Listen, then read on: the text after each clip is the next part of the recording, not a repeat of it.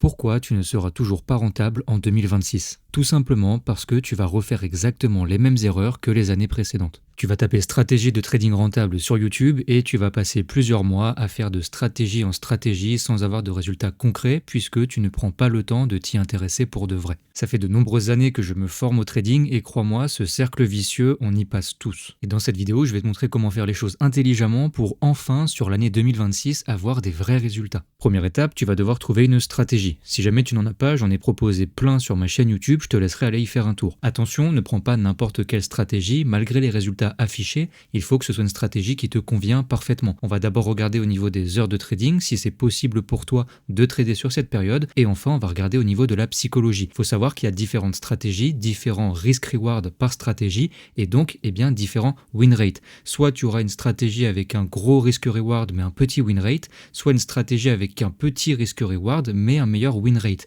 À toi de voir psychologiquement ce qui te conviendra le mieux sur le long terme. Deuxième étape, une fois que tu as défini une stratégie qui te correspond bien, tu vas devoir aller la backtester sur plusieurs mois. Tu vas ainsi avoir de la récolte de données, tu seras beaucoup plus à l'aise avec cette stratégie et surtout tu pourras à la fin définir des optimisations en choisissant sur quels actifs cette stratégie va le mieux performer, à quels horaires elle va le mieux performer, etc. Troisième étape, tu vas définir un plan de trading bien établi. C'est-à-dire que tu vas définir les actifs sur lesquels tu vas trader la stratégie, les différents horaires, les différentes sessions et surtout le risk management. Quand je dis risk management, je vais englober plein de termes. On va avoir le risk reward, on va avoir le nombre de trades par jour, le nombre de SL que tu pourras prendre, le nombre de TP, etc. C'est vraiment ce plan de trading qui va devoir te guider lorsque tu vas passer sur le marché en conditions réelles. Et justement, la quatrième et dernière étape, ça va être de venir tester ta stratégie en conditions réelles. L'idée, c'est de voir si tu arrives en conditions réelles à trader la stratégie de la même manière que tu as réussi à la trader en backtest. Et oui, il faut savoir que certaines stratégies sont assez simples à mettre en place en backtest et dès qu'on passe en conditions réelles,